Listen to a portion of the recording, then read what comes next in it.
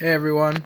So, as I mentioned in my last video, I added some new equipment and I wanted to do a video just highlighting the WYZE cam and kind of just go over the install and how I'm using it, what it's good for, and I also have future plans for more WYZE cams. So, alright, so I installed the WYZE cam in my fish room back here. It's located underneath here's my cord management box. It's located underneath it. This is a WYZE cam pan. So it can rotate 360 degrees around the fish room, and it even has the capabilities of even moving up and down a little bit. Um, so the WYZE cam pan cost me like $36 on Amazon. And you can get a cheaper one that doesn't pan. It's just a stationary camera, and I think that one was like 25 on Amazon. I did find out later that if you buy them straight from WYZE, that you can get them cheaper.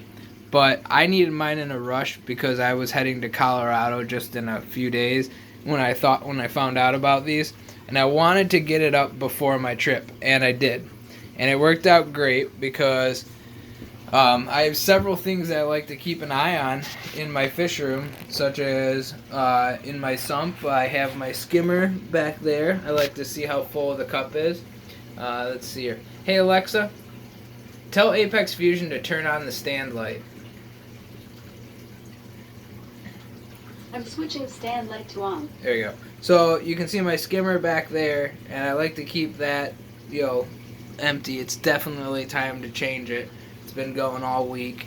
And I can check on my refugium, make sure that the lights are going on as planned. I can check the water level in the sump, and I can even, excuse the tight angles here, whoa, I can even check on the water barrel and see how full it is.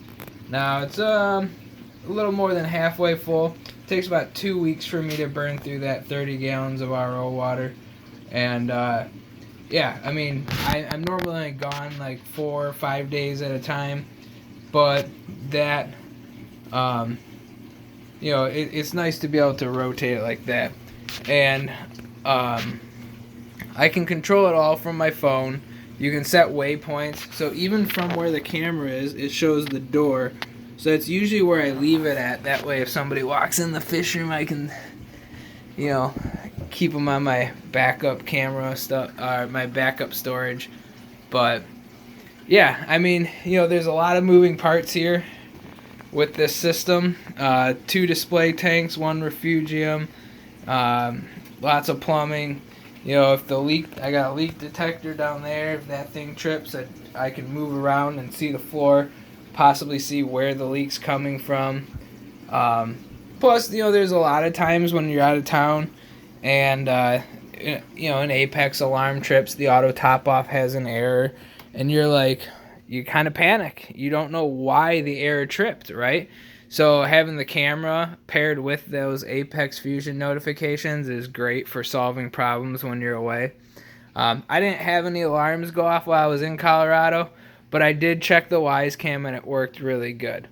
But there is something to say about the installation. So it has to connect to a Wi-Fi network for you to be able to view the live feed on your phone. And I thought, oh, this is going to be no problem because there's the WYZE cam, right? And just here in the other room, there's the router.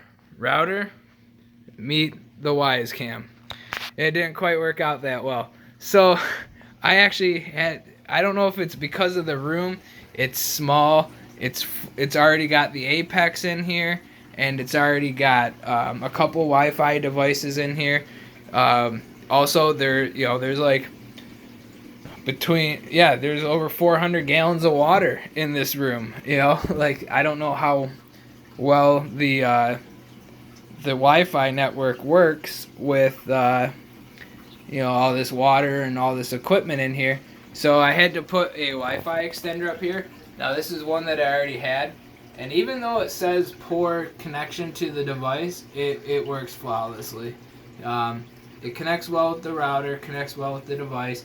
I view the live stream on my phone like almost instantly. I'm getting the 1080p quality, which is plenty good because nothing I'm looking at is more than like 4 feet away. So I mean, there's no need for anything higher. So I'm really happy with it, and it is a relief to be able to view the fish room almost in its entirety while I'm away, especially when I get an Apex notification. But that's not going to be the end of it. So love this display. I love showing it off to people when I talk to them about the tank and everything. And usually I go to my phone and I show them pictures. Well, right here behind the tank, there's a window. I put the blanket up so I don't get a glare in the tank.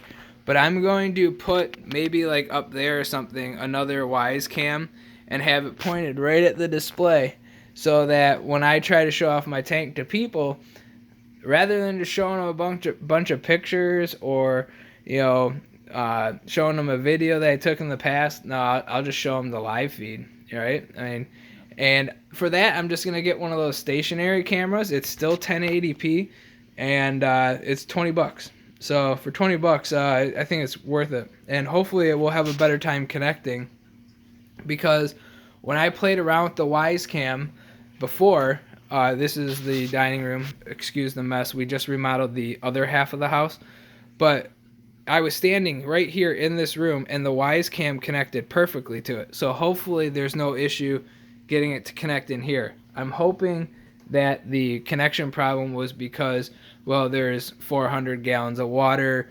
It's a very enclosed room. It's a very tight space, and that was messing with the connection. I mean, you are trying to stream live feed 1080p video, and I'm no like IT expert, but that seems like a lot to me. So yeah, I mean, everything's been working well. Yeah, I really like it. So if you like what you're seeing in these videos, I'm always trying to test out some new equipment, trying to go through a pretty unique build here. I like doing things my way, like figuring things out on my own. So if you like these videos and you find them helpful, or you want to just follow this build as it progresses, make sure you hit the subscribe button. But other than that, I think you should probably check out these WYZE cams, because for how cheap they are, they're pretty cool. So thanks for watching, guys.